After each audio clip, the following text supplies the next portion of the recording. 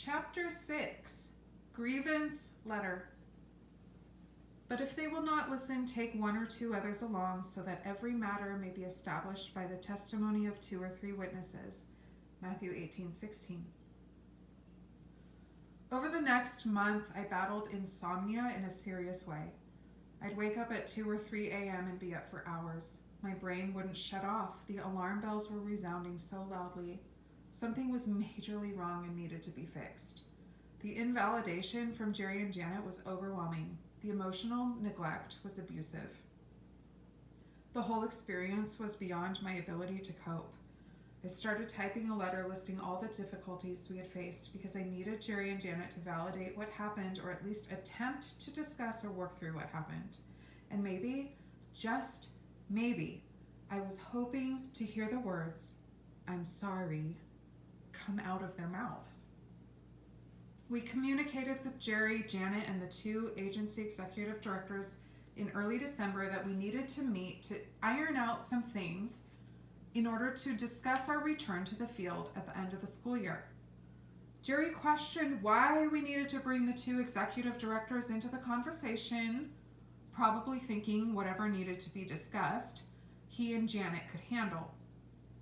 No meeting was scheduled. I continued writing the letter.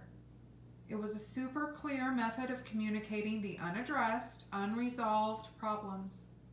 I wanted to fully express our experience with all the bumps and challenges so that the agency would recognize and address areas of weakness in order to build trust within this team. This discussion would reassure me this wouldn't happen again. It would show me what I had to say or how I felt mattered to the team.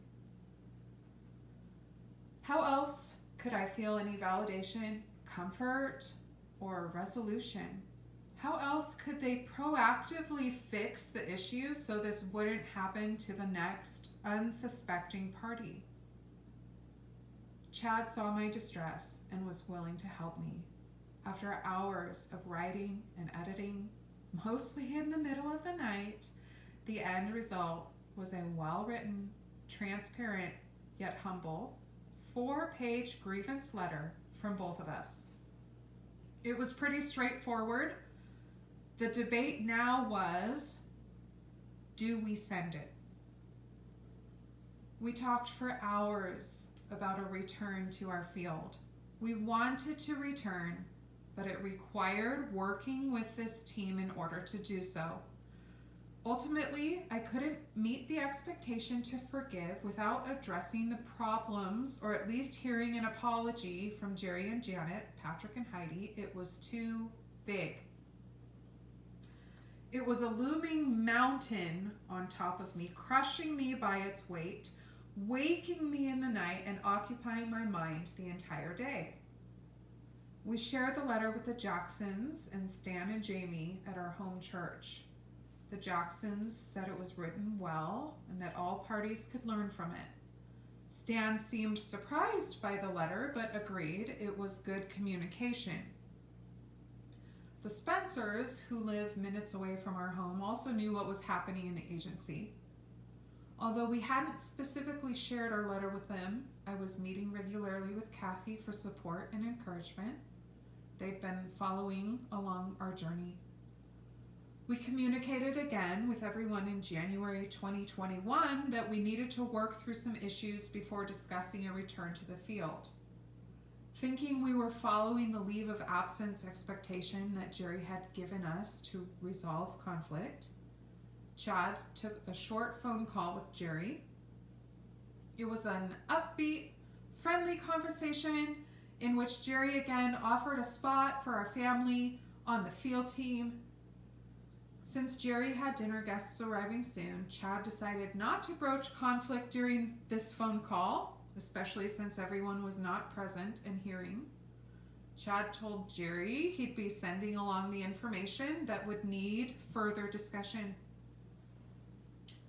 We emailed our grievance letter to the 2 agency executive directors, Jerry and Janet as well, the evening of January 21st, 2021. At this point, we knew we needed to involve the next level of leadership if problems were to be acknowledged and dealt with appropriately. The next day, the agency executive directors emailed a reply to schedule a meeting with us.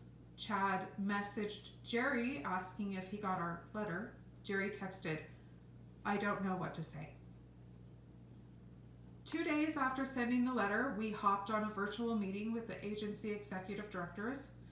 They asked if I had written the letter or if Chad had also written the letter. We stated we both wrote the letter. They gave us a short apology, then they questioned my calling. Finally, Micah stated he would ask the Jacksons to mediate between Jerry and Janet and us. Then it went quiet. We waited for a meeting to be scheduled. By this point, I felt the urgency to receive communication from the agency. Each day that went by felt painstaking. I was about to explode. I asked Chad if he'd heard from the Jacksons. He said no. As the days crawled by and no communication was made with her family, I began sensing a mediatory meeting was being avoided in typical fashion. My birthday came and I was met that morning with messages from Patrick and Heidi asking if they could move a large number of our furniture items from our flat to their new house in the south end of the city. They were shifting yet again and were taking our car with them too. That I was upset. I felt used. The executive directors finally told us Jerry and Janet had come down with COVID and couldn't meet. There was no communication that a meeting would be planned at all. The mediatory meeting had been avoided.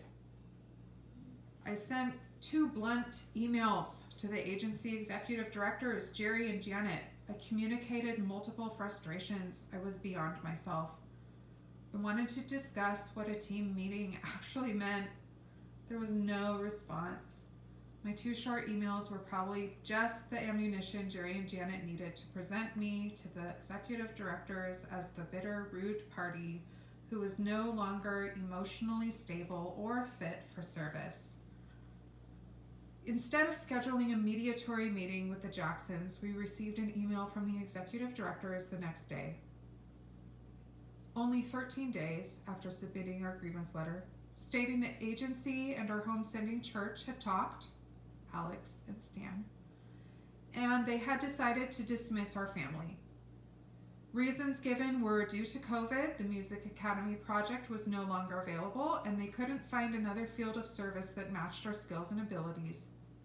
They told us we were supposed to glorify God. They told us to submit our resignation to the HR department. Chad and I made several conclusions. First, these people really didn't know us. Second, they didn't care to find out what other skills we had. And third, they didn't work with us to look elsewhere for a placement. They didn't even know that 2 other fields within this smaller agency branch had already been trying to recruit us. Not only were they dismissing us from their agency branch, but they were sending us straight to HR to submit our resignation from the larger organization altogether. Did Alex even have that authority? If Jerry and Janet couldn't have us, then they made sure no one else could either? Another arrow drawing its death blow went through my heart. I sent Alex, the lead executive director, a couple direct messages that morning stating my distress and alarm at their decision and sudden change of course. I wrote of Jerry and Janet, they never apologized. We met with Stan and Jamie for dinner again. Stan told us on behalf of Jerry and Janet, it would take 4 hours to go through your letter, and they don't have time for that. The excuse was Jerry and Janet were busy traveling and had their own ministry, so they didn't have time for us. I thought to myself, we are part of your ministry. Stan reiterated the importance of reconciling with Jerry and Janet and quoted the scripture, "As far as it depends on you, live at peace with everyone." Romans 12:18. He said, "Hurt people hurt people." Was this another excuse not to discuss? A week later, the executive director, Micah, sent us an email stating, "We do what was necessary to wrap up the apartment and our belongings that were left on the field 11 months prior." Another arrow. We felt so controlled, like we had absolutely no say in what was happening. It felt like a dictatorship. We initiated one final phone conversation with Patrick and Heidi to attempt conflict resolution and offer to come serve. We proposed being sent directly from our home church rather than through the agency. We mentioned how we were hurt on the field, but that went nowhere. They weren't willing to listen. Patrick couldn't understand why I had trauma. He said, "I travel back and forth from my country to the US all the time. Can you please explain why you think you have trauma?" It was completely invalidating. I'm not sure a national pastor understands what it's like to leave the US and enter into the country or culture they grew up in anyway. Patrick told us, "You came to be served and not to serve." He told us, "Chad was called, but I wasn't." He said, "We were trying to exit the country at the time of our evacuation when I reached out to my other missionary friend and called Jerry." What? I shared with Kathy Spencer what had happened, and she wondered if she and her husband should say something on our behalf to the agency core team, the executive directors, and the field team leaders. In the end, they stayed quiet. Apparently, there's risk to one's own position or status within the agency should one speak up. The alternative is to remain silent and stay on the good side of those in power. We requested a follow-up meeting with the executive directors. They were traveling at the time to an Iron Sharpens Iron conference. I find this ironic. They both hopped on a video call with us. With tears, I apologized if any of my email communications hurt Jerry and Janet's feelings. Alex had a huge smile on his face. It was silent for a few seconds as he sat there on the couch, soaking up my tear-streamed apology.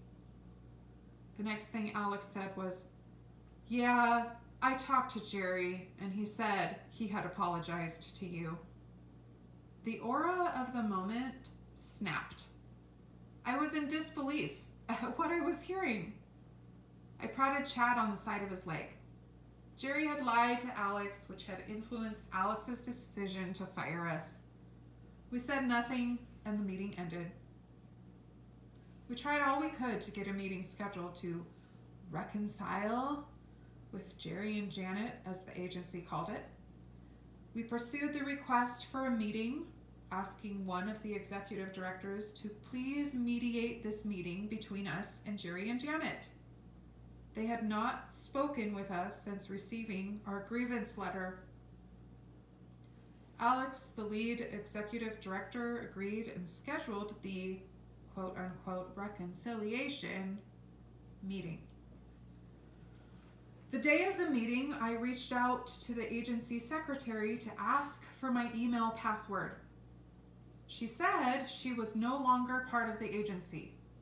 She shared her story of being intimidated by Alex in the home office and forced out. Then he lied about her in the group chat, saying she had resigned when he'd essentially fired her. Hearing this from the former secretary just about did me in. When Chad returned home that afternoon, he told me Alex called him while he was at work. Alex told Chad it would be good if we came to this quote-unquote reconciliation meeting with a humble apology for Jerry and Janet, like we had done in our last meeting with him. He stated there wouldn't be time to work through the issues in our letter.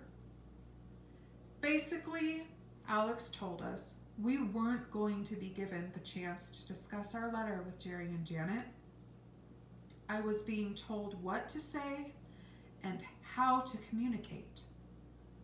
I wasn't going to do it. It was a combination of communication from the former secretary and Alex's guidelines for the meeting that caused me to tailspin that afternoon. I told Chad about what happened to their former secretary. Chad and I argued about the meeting. I refused to attend based on Alex's guided expectations. Chad went to the meeting alone. I listened from the top of the stairs for a moment. They asked where I was and why I wasn't in the meeting. Chad said, I don't know.